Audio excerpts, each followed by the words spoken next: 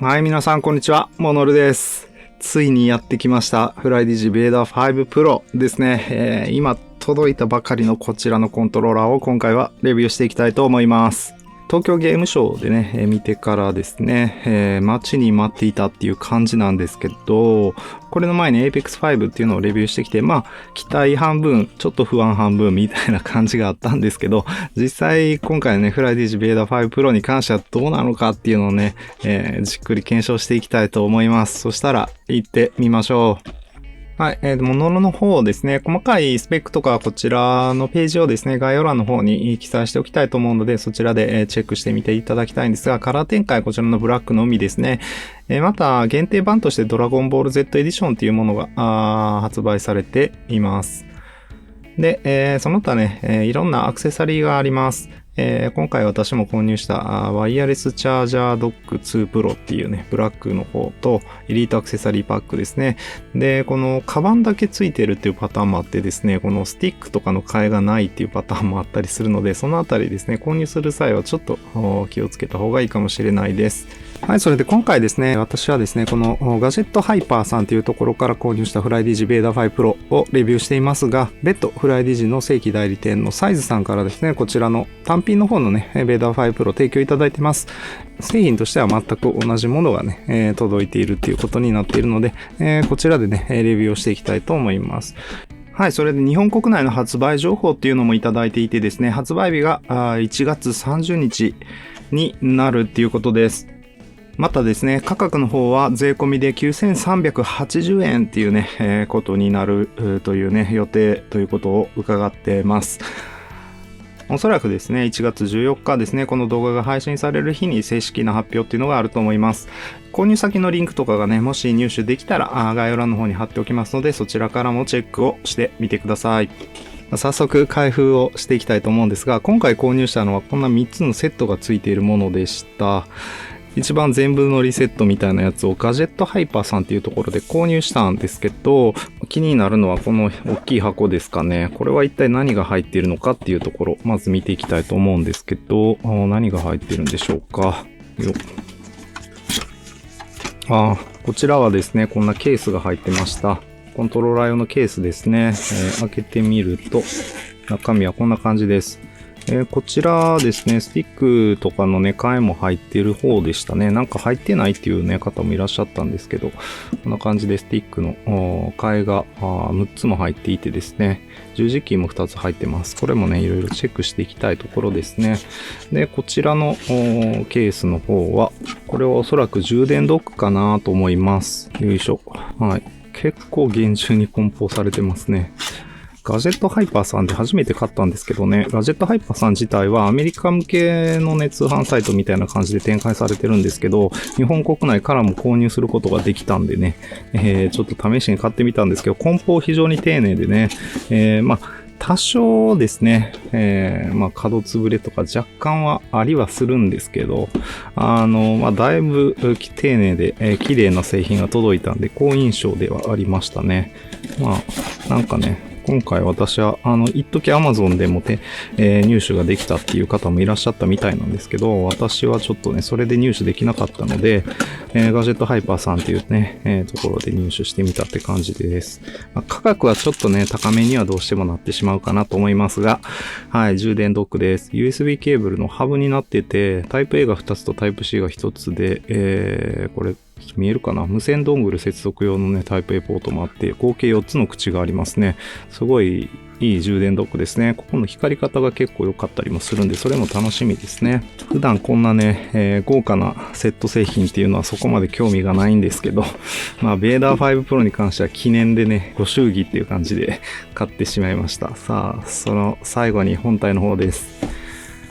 ちらも開けていきたいと思います。ここから開けていきますと。はい。よいしょ。おっとっと。はい。裏側には説明書の冊子と USB ケーブルっぽいのが入ってますね。で、本体と USB ドングルですかね。で、冊子の方、これ、これ技的も、見ていただくと分かるとおり、ここに技適が入ってます。なんでこれ国際版になってるっぽいですね。はい。ちゃんと技適入ってるんで、これ普通に使っていけそうです。よかったです。で、説明書ね、かなり分厚めのこんな冊子なんですけど、しっかり日本語もあるのかな。はい、日本語ありますね、しっかりと。いつもの冊子もアップデートされてんのかな。そうですね、Apex 5、Vader 5 Pro DialF4 ってことで、もう最新のコントローラーが入ってますね、ちゃんと。で、USB ケーブルも見てみたいと思います。よいしょ。はい、USB ケーブルはいつものフライ D 時のケーブルっぽい感じですかね。布織りはされてないんですけどね。ちょっと柔らかめな感じの。まあでも普通かな。まあでもあんまりチープな感じはしなくて、そこそこね、作りのいい USB ケーブル、ちょっと長めかなっていう感じのケーブルが入ってました。はい。まあその辺はいいでしょう。なんといっても本体の方をね、じっくり見たいっていうんでね。はい、こちら USB ドングルです。こちらは特にボタンとかはないですね。フライシンク Vader 5 Pro って書かれてます。これは充電ドックの裏側にでも挿しておこうかな。検証するときはまあでも検証もこっち側でいっかな。で、こうやったらね、この斜めになってるところがいい感じに角度が合うようになってて、デザインしっかりされてますね。はい。で、本体と、そうですね、この底に背面パドルが2つついてますね。背面パドルの形状とか仕組み的には Apex 5の時と同じっぽいですね。こんな棒が出てて、これをコントローラー側に挿して使う感じになってます。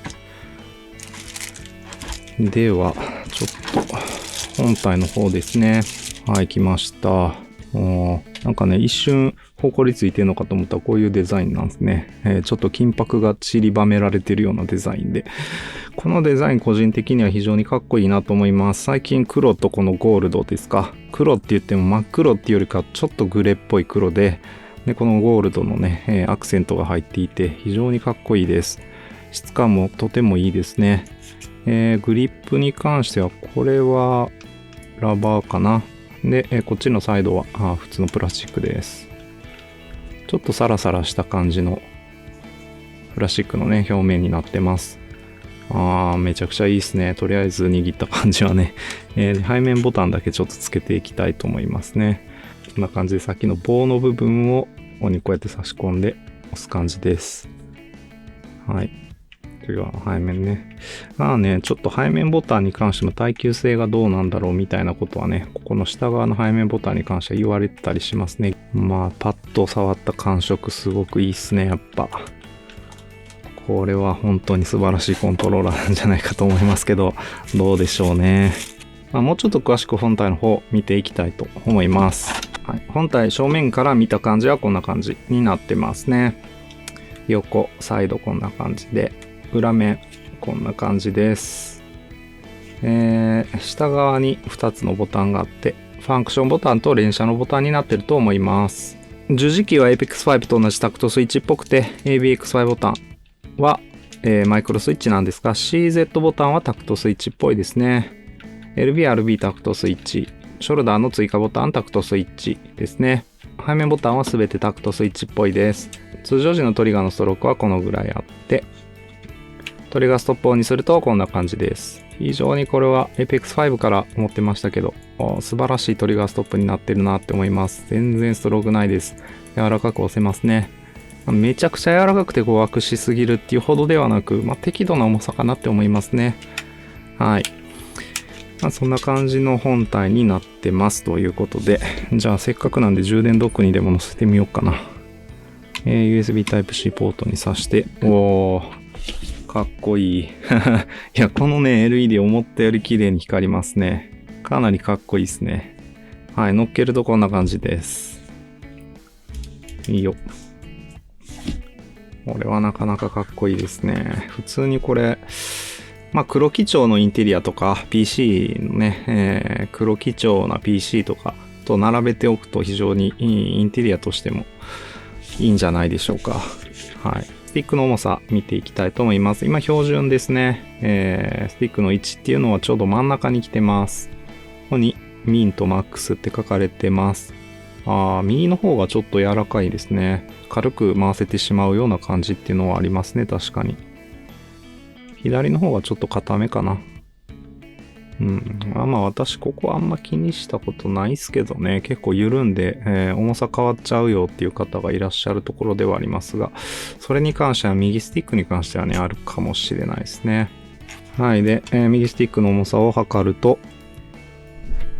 はい、この状態で 60g フォースぐらいですね。60g フォース強ぐらいですかね。左スティックは、はい、同じです。はい、ほぼ同じですね。じゃあ、一番柔らかいところまで持っていってみたいと思います。一番柔らかくすると、これはふにゃふにゃですね。はい、30g フォースぐらいですね。で、最大まで締め込むと、90ぐらいかな。はい。なんで30、60、90っていう感じですね。2メモリ柔らかい状態で 50g フォースぐらいなんで、2メモリ柔らかいぐらいがちょうどいいかなって感じですね、私は。左スティックも2メモリ柔らかいぐらいで使ってみようかなと。いいですね。このぐらいで使ってみたいと思います。したら、あとはスティックの直径を測ってみます。17ミリ弱、16.5 ミリぐらいですね。結構、直径小さめです。これだと Xbox サイズのフリークがつくかどうかですね。はい。ギャラクシーの Xbox サイズ持ってきました。これで、そうですね。ぴったりかな。Xbox サイズのコントロールフリークで結構ぴったりって感じなんで、PlayStation サイズだとですね、ちょっとブカブカになるかと思います。PlayStation サイズのね、フレンジちょっとつけてみるとやっぱブカブカでね、くるくる回ってしまって、ちょっと遊びもあるから、これは使えないですね。なんで、Xbox サイズのフリークっていうのを使うといいっていう感じになってますので、そこだけちょっとね、ベーダ5 Pro は、ベーダ4からちょっとスティックのサイズがね、変わってるっていうのは注意が必要ですね。スティックは引っ張ることでこんな風に取れてくるんですが、標準でついてるスティックの高さこんな感じです。で、今回購入したパッケージにはですね、スティックがこんなにいっぱいついてくるんですが、それぞれどのぐらいの高さかというと、3段階の高さのスティックっていうのが付属してきたってことですね。これがそれぞれへこみ型になっていてですね、さらにドーム型の、よいしょ、一番短いサイズと同じ高さですね。実際ドーム型なんで、真ん中の高さはちょっと高くなっているという感じのね、ドーム型スティックっていうのも2セットですね、ついてきてました。スティックがね、6つもついてくるっていうのも結構いいですね。あとは十字キーが、通常このお皿型に若干十字キーが切られているものっていうのが標準で付属していて、こちらのエリコンタイプの十字キーですね。完全なお皿型の十字キーと、ちょっと変わったね、真ん中へこんでるタイプの十字キーっていうのもついてきます。そしたら PC につないで、もうちょ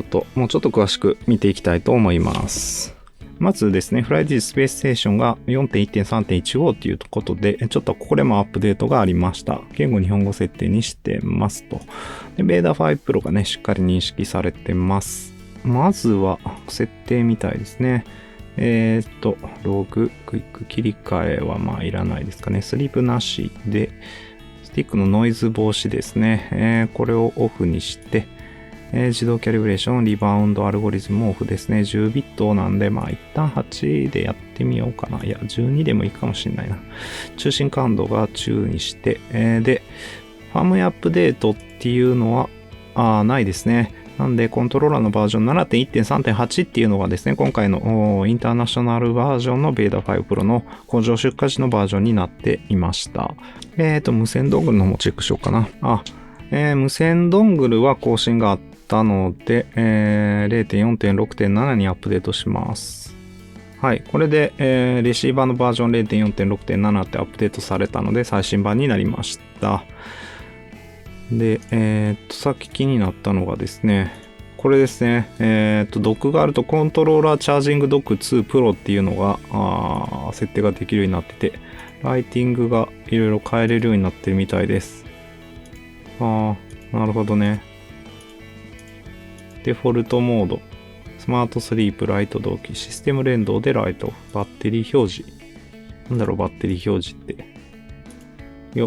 適用してみると、これでどんだけ充電されてるかっていうのが見れるってことなんですかね。ほぼ 100% に近そうな感じですけど、こういったちょっと細かな設定がね、ライティングの設定とかカスタムっていうので、いろんな素材とかがあったりとか、画像アップロードしてその画像のように光らせることもできるみたいです。これにしたらどうなるの？ドックに適用。で、これ外すと、なりますね。なんか、ちょっとこれは嫌かな。あんまり好きにはなれないですけど。これどうなんだろう。綺麗。このドックほんと綺麗に光りますね。すごくいいですね。これちょっとさすがに眩しいですけどね。まあ、普通のデフォルトでいい気がする。デフォルトにしました。ベーダ5 Pro ですね。で、こっちの設定やっていきます。ライティングモード明るさとかですね、振動機能の強さとかが設定できます。50% で Xbox の振動に近いっていうことなんで、これでいいでしょう。で、キー設定ですね。とりあえず、まずはね、いろいろね、ポーリングレートが下がったりする問題があるって話も聞いてるんですけど、一旦このデフォルトのままで、Apex やるときの設定に軽く変えるだけ変えてみたいと思います。これでいいですね。私のね、Apex やるときと設定を入れてみました。で、スティックの方が、まずクッキーアルゴリズムがあって、それがオンですね。ステックになっちゃってますけど、デフォルトのままでとりあえずよくて、デッドゾーンとか最初から切れてます。ク系でデッドゾーン切れてて、デフォルトのリニアのカーブですね。ジャイロはなしですね。一応、ジャイロの設定とかも、一通りはできますね。オンのキーとかも設定できますということで、これはやらなくていいでしょう。トリガーは0の255で、これでいいでしょう。これを名前変更して Apex って入れときますと。これでちょっと一旦いろいろ見てみたいんですけど、テストで確かポーリングレート見れますよね。今現状これでポーリングレートはしっかりと 1000Hz 出てますね。問題なくポーリングレート出てるんで、デフォルトの状態で使えば問題はなんか起きなさそうですかね。ポーリングレートが下がるとかいうそんな話もね、あったりはしたんですけど。で、シーンエンドチェックもここでできます。問題なさそうな感じしますね。だいたい40、50。区形度、四角形度合いは強めのコントローラーですね。50、60、0.6、60% くらい斜め入力で、マックス入力じゃなくなるって感じなんで、結構四角形度合いは強めの方になってくるかな。標準のね、この設定で Apex の射撃訓練場一旦行ってみて、ちょっとチェックしてみたいなと思います。Apex のね、射撃訓練場に来てみましたが、パッと触った感じ結構感触いいっすけどね、どうなんですかね。まず、センタリング完璧ですね。ビタビタ。これはかなりいいんじゃない？すごくいいです。全然、ドリフトっていうのがね、感じられないです。じゃあちょっと打ってみます。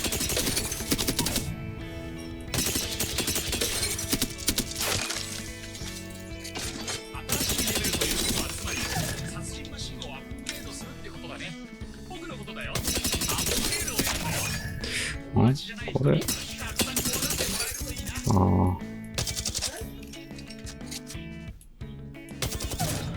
やっぱりなんか Apex 5と同じでちょっと感度高い感じしますね。でもデフォルトでも案外いけそう。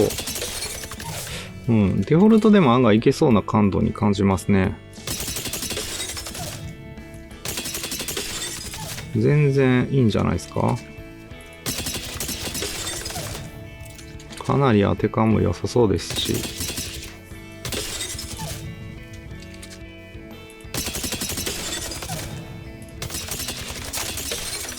悪くないっすけどね。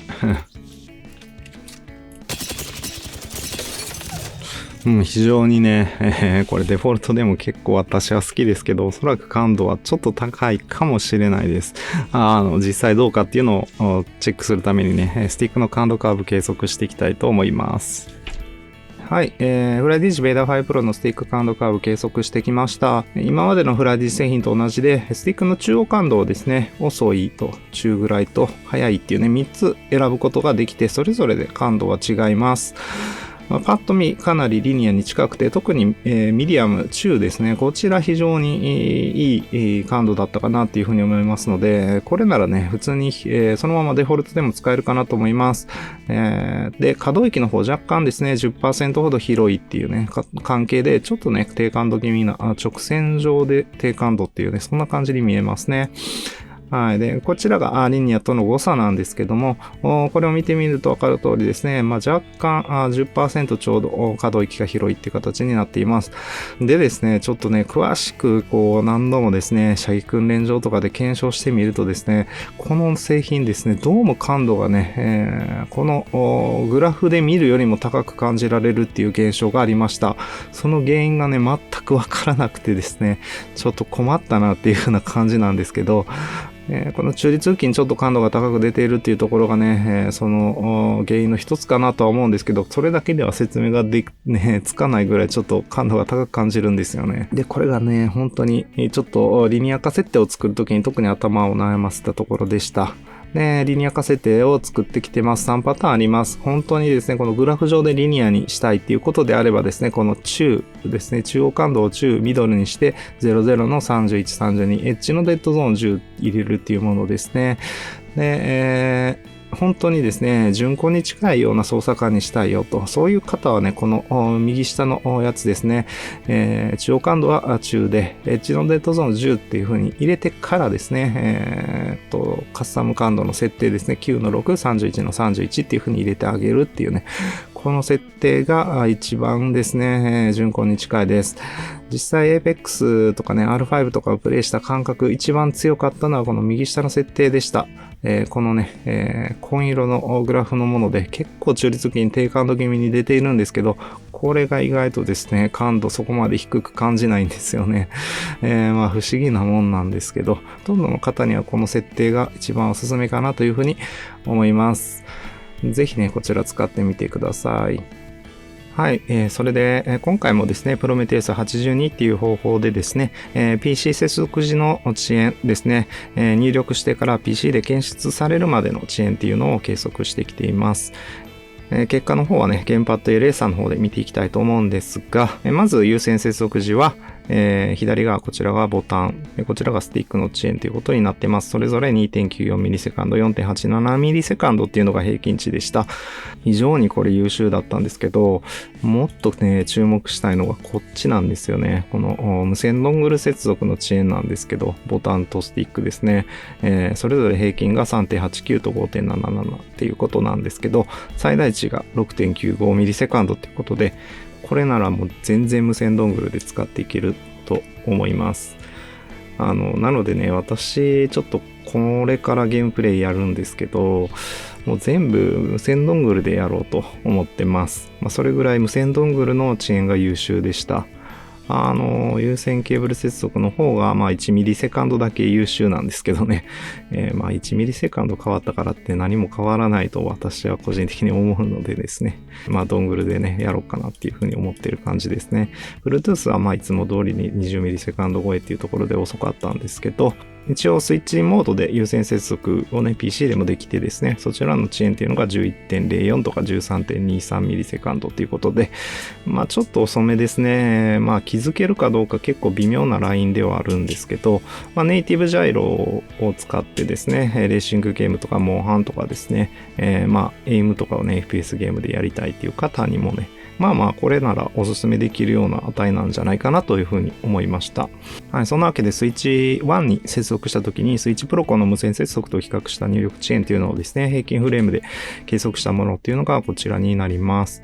ベーダ5 Pro の有線接続が非常に優秀で 0.02 フレーム差っていうことですね。ほとんど気づけないぐらいの差でしかないかなって思うんで、スイッチに接続するときはですね、この有線接続をしてあげるといいコントローラーになってました。無線接続の方 0.81 フレーム差ということでですね、これはもうほぼ1フレーム差ぐらい出てしまっているので、無線でね、スイッチに接続するのはあまりお勧めできないかなっていうところです。はい、さらに、プレイステーション5にブロック、ウィングマン FGC-VX 経由で接続した時の遅延っていうのも計測しましたが、こちらですね、67.63 ミリセカンドっていうことで、デュアルセンス H やデュアルショック4とですね、全く同じ遅延ということで、こちらはね、非常に優秀でしたね。こちらの入力遅延に関してはですね、入力してから画面上の映像が動き出すまでっていう遅延を計測していますので、PC 接続時よりもね、遅延の値大きいですが、そこはね、全く異なる値を出しているということはね、ご了承いただけたらいいかなというふうに思いますね。見ていただきたいところとしては、DualSense H を PlayStation 5に直接接続した時と全く変わらない遅延ということなんで、使っていてですね、遅延を感じることはまずないかなっていうようなね、そんなコントローラーになっているっていうところですね。なんで、FGC-VX 経由でね、PlayStation 5に接続して使うのも非常にいいコントローラーだと思います。追加6ボタン仕様でトリガーストップもあって、スティックのテンション調整機能もついているということでですね、PC と同じような優れたコントローラーをですね、PlayStation 5で使えるっていうね、そんな形になってますね。はい、PC 版 Apex ですね、まずはコントローラーになれるために、R5 の方をやってきました。ワンマができたシーンだけ抜粋して、流しているんですけど、全然強かったですね。非常に強かったって言っていいですね。結果はもうかなり良かったですし、これなら全然、メインコントローラーとして使ってもね、問題ないレベルだなっていうふうには感じましたね。かなり強くて、全く不満がなくて、やっぱりスティックテンションを調整できるということで、こういう近距離選手体の R5 なんかはかなり柔らかめにしたりとかですね、してあげるとかなり強いかなって思いました。ここからがね、今シーズンのスプリット2のランクですね。プラチナ2ということで、ランク分布見ていると、この辺りから敵結構強くなってくるかなというところなんですけど、これでもね、ワンマがしたりとかっていうシーンも結構あってですね、これも強かったですね。また、ベータ5プロの良さっていうのは、こういう中遠距離のネメシスとかですね、こういうのはかなり強かったです。で、Apex を実際にプレイしてて気づいたところっていうのが何点かあったんですけど、まず下側の背面ボタン2つについては割と誤爆しやすいですね。私はよく回復とパンチとかに割り当ててるんですけど、これがね、パンチ誤爆が結構出るなーっていうところがあったので、そこはね、もう背面の下2つのボタンも外して使っちゃおうかなっていう感じで、途中から外して使ってました。そうすると今度は上の背面にボタン若干誤爆しやすいかなっていうね、ところはあったんですけど、そこはね、慣れればそこまでひどく誤爆するわけじゃないかなっていう感じでした。下が2つの背面ボタンはちょっとね、脆いっていうこともね、あってですね、割と壊れやすいっていうね、話もあるので、私はね、あえて使わずにショルダーにボタンと背面にボタンの合計追加4ボタン仕様みたいな形で使ったりしてましたね。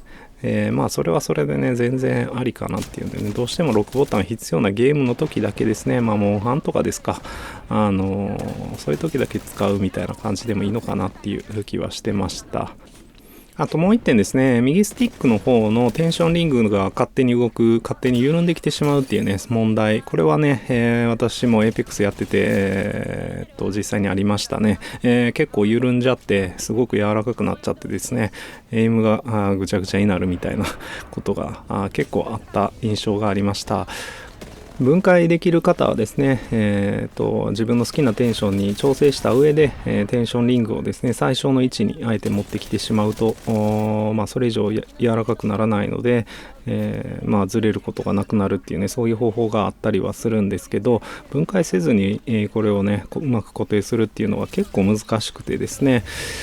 どういうね、方法がうまいこといくのかなっていうのはちょっと考えどころですね。もし何かいいアイデアがね、あったらコメントで教えていただきたいなと思うんですけど、ちょっとね、これは明確なね、このスティックテンション調整機能のですね、ベーダ4プロからあった問題点っていう感じですね。いっそのこと 30g フォースとかね 35g フォースぐらいが一番柔らかいテンションなんで、そのテンションに慣れてしまうっていうのも一つの方法かなってね、なんか本末転倒な感じもしますけどね、そんな気もしてます。でですね、このマッチだけ有線ケーブル接続でやってみてですね、無線ドングル接続との違いっていうのを確かめようとしてみたんですけど、これがね、全く違いが私には分かんなかったんですよね。なので本当にベーダ5 Pro に関しては無線ドングル接続で、こういう Apex とか対人戦系のゲームをやっても全く問題がないコントローラーになっていると思います。総じてですね、スティックテンションの緩みっていうところだけね、目をつぶれば本当に良くて Apex Legends に超向いているコントローラーと言ってね、間違いないと思います。はい、続いて Call of Duty の Black Ops 7ですね。ベーダ5 Pro、こちらも全く文句なくいいエイムができる素晴らしいコントローラーだなというふうに感じました。そもそもこのスティックですね、左右感度誤差みたいなのが全くなくてですね、精度とかっていう面ですね、あとは感度カーブのスムーズさとかも非常に良くて、スティック自体はライバル機種である G7 Pro とかですね、あのあたりよりも優れてると思います。スティック単体で見たら本当に素晴らしいコントローラーなのは間違いないですね。G7 Pro 追加4ボタン仕様でショルダーと背面にそれぞれ2ボタンずつっていう形なんですけど、正直ですね、ベーダ5 Pro のこのね、下側の背面ボタンちょっと脆さを抱えているっていうこともあってですね、追加6ボタンとして、考えていいのかは割とね、そこが優位性にはね、なってないかなっていうところは感じたりはしますね。G7 Pro の良さっていうのは、あとはやっぱり全体的な品質の高さとかもあるんですけど、これはね、ベーダ5 Pro も負けてはないと感じました。なんでね、正直G7 Pro とベーダ5 Pro どっちがいいねんって言われたらね、すっごく頭を抱えてしまうんですけどどっちもいいですとしか言いようがなくて、ただですね、スティックの感じ本当に、感度カーブ上はほぼ同じような感覚にはなってくるはずなんですけどね、 G7 Pro の方がちょっと、可動域狭いのでちょっと高感度気味なんですけど、なんでしょうね、ベーダ5 Pro の方がやっぱり、ちょっとね、スティックの操作感っていうのはですね、よりスムーズでより素直な印象っていうのはあります。もうここのあたりは完全に好みが分かれてくるかなっていうところにはなってきますが、データ上私が見る限りではベーダ5 Pro の方がですね G7 Pro よりも優れているっていうふうにはね、思うところですね。そんな感じでですね、Call of Duty Black Ops 7もものすごく満足して、楽しむことができました。本当にいいコントローラーだなっていうふうにはね、思いますね。はい、そしたらラスト6の方をやっていきたいと思います。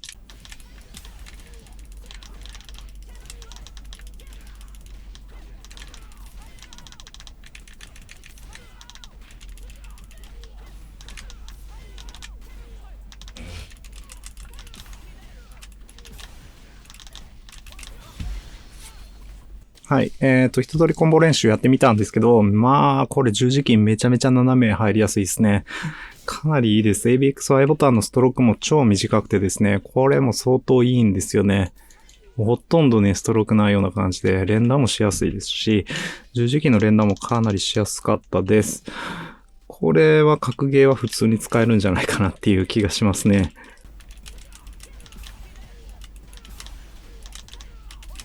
全く問題なく格ゲーで使えると思います。一旦ですね、標準でついてる十字キー試してみたんですけど、他の十字キーもちょっと試してみますね。次はこちらですね。エリコンスタイルのお皿型の十字キーですね。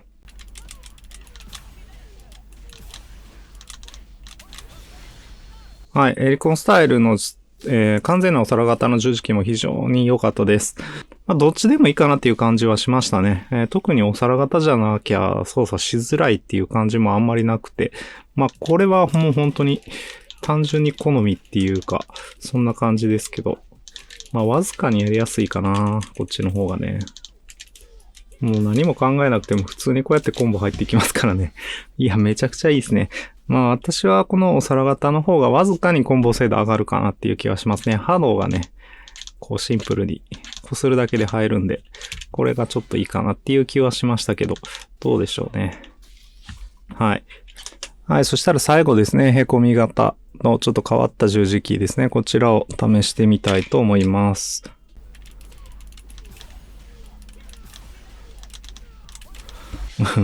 元の十字キーのね、基板側の実装が良すぎて、これでもめっちゃいいです。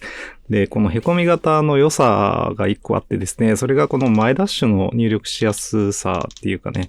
もう前とか後ろのこの横に2回パワッと押すっていうね、これがかなり押しやすいですね。これはこれで結構ありです。ちょっとだけ、その代わり昇竜が難しいかなっていう感じはするんですけどね。波動は全然簡単ですし。っていうかどの形の十字キーを使っても格ゲーは相当いけるかなっていう感じがするので、あとは好みでね、この十字キーの替えがついてくるアクセサリーパックを買うべきかどうかって言われるとですね、別にそこまでしなくてもね、普通のこの十字キーでも全然いいんじゃないかなっていう気はしました。はい。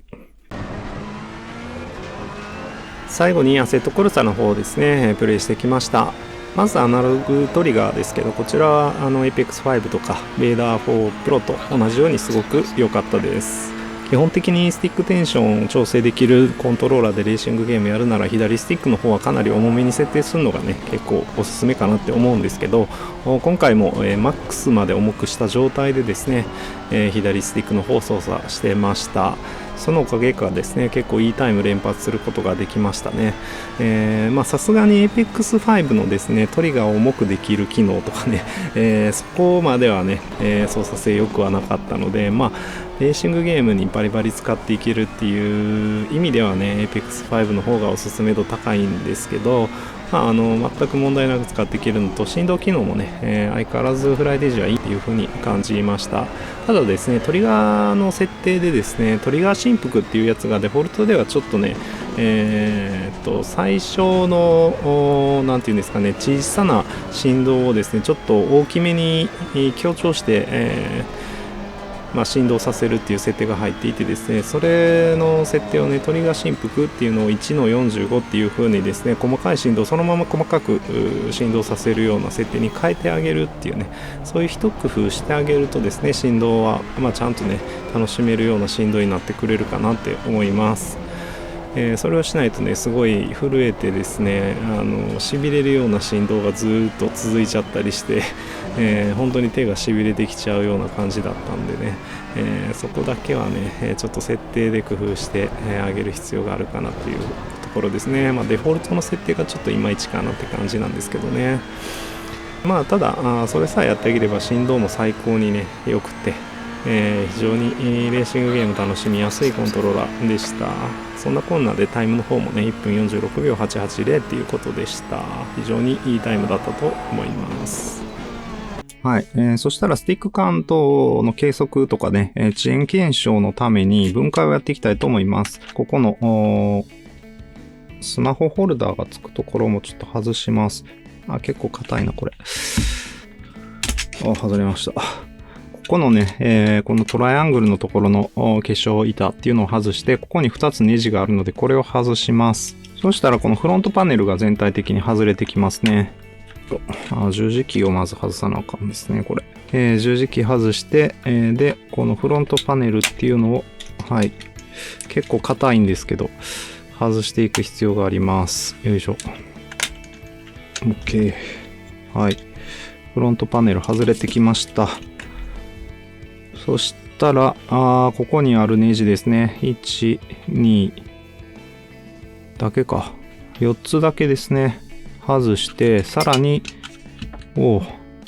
先ほどのこのね、後ろの2つのネジ外します。これ外れてきちゃったんで、困ったな。この時点でね、これ外れてくるんで、メモリの位置をね、間違わないようにした方がいいですね。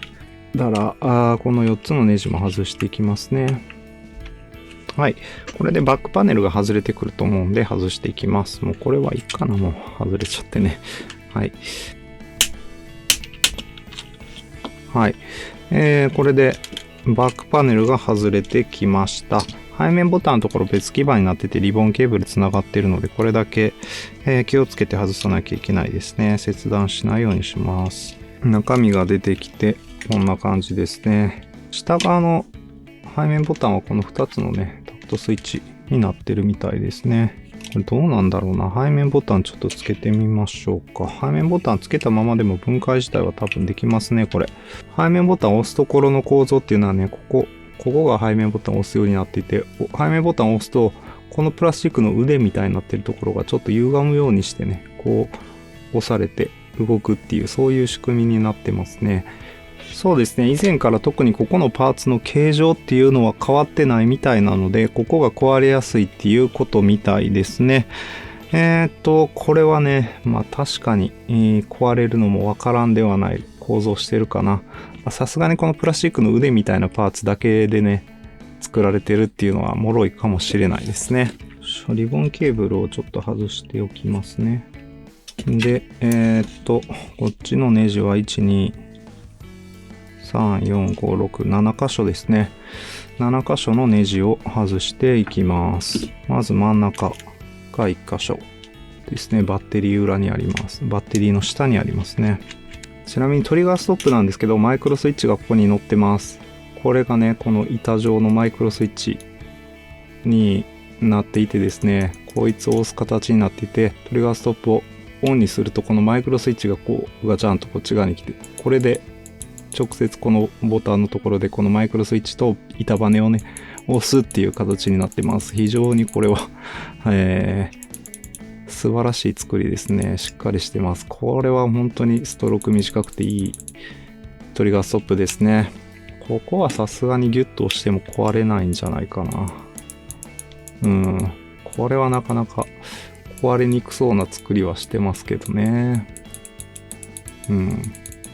はい。そしたら、フロントパネルを外します。はい。フロントパネルまで外れてきました。よいしょ。前面こんな感じです。十字キーの作りとかは、まあ Apex 5とほとんど似てるかな。で、フロントパネルこんな感じですね。はい。マイクロスイッチ回路製ですね。フェイスボタンのところは使われていて、十字キーのところは、はい。こんな感じのタクトスイッチですね。CZ ボタンはタクトスイッチで基板実装されてますね。はい。で、LED があって、で、いつものこんな感じでフライディジのホールエフェクトスティックが搭載されてるって感じになってます。よくできてますね、本当に。分解はちょっとね、難しめではあるんですけどね。まあ、こっからですね、Y ボタン、X ボタン使って遅延検証したり、スティックの高さを測ってですね、スティックの感度カーブ測ったりっていうことをやっていくっていうね、そういう感じになってます。はい、以上ですね、フライディジベーダー5 Pro のレビューをしてきましたが、いかがだったでしょうか。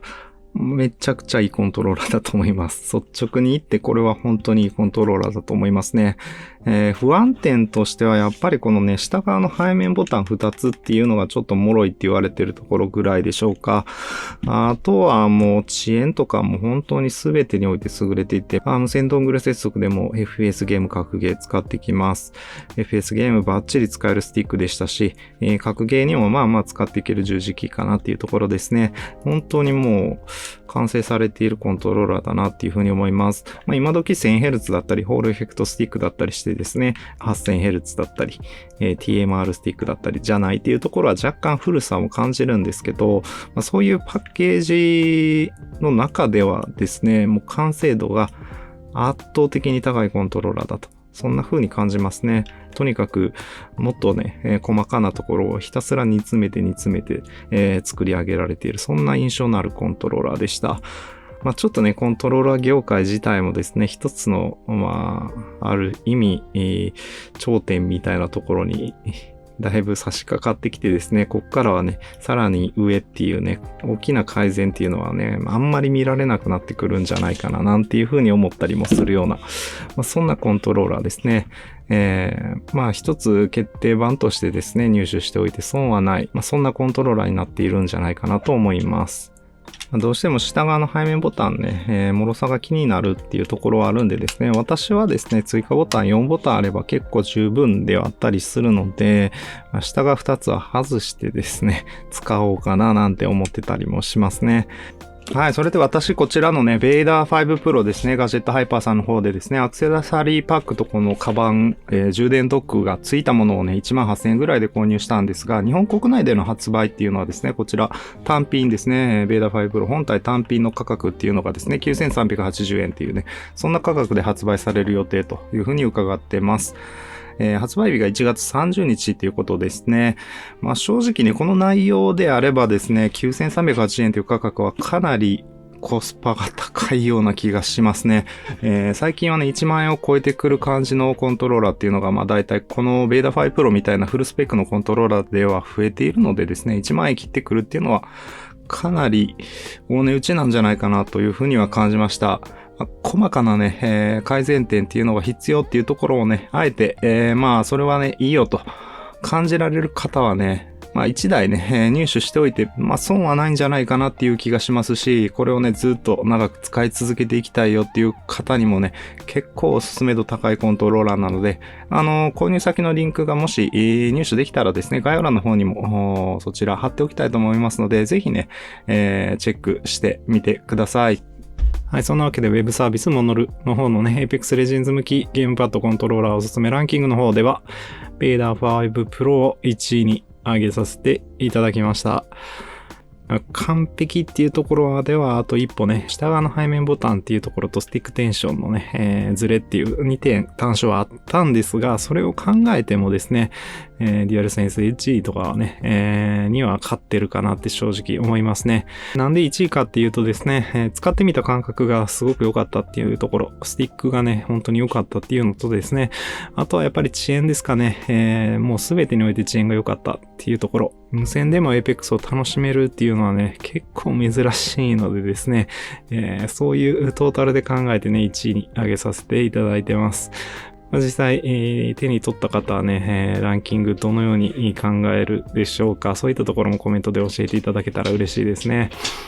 はい。というわけで私はね、このモノルというウェブサービスの管理にもやってます。FlyDigi Vader 5 Pro に関するいろんなスペックとかですね、スティックの感度カーブ、リニア化設定なんかも最新版のものを載せています。ファームウェアアップデートとかがあってもね、こちらに最新版載せていきたいと思いますので、ぜひね、こちらチェックしてみてください。また、Vader 5 Pro に限らずいろんなコントローラー入手された方はね、ぜひ口コミっていうのも書き込んでいってくださったら嬉しいです。ぜひよろしくお願いします。はい。今回の動画が参考になったと思ったらぜひ高評価とチャンネル登録の方もよろしくお願いします。以上、モノルでした。今回もご視聴ありがとうございました。また次回の動画でお会いしましょう。バイバイ。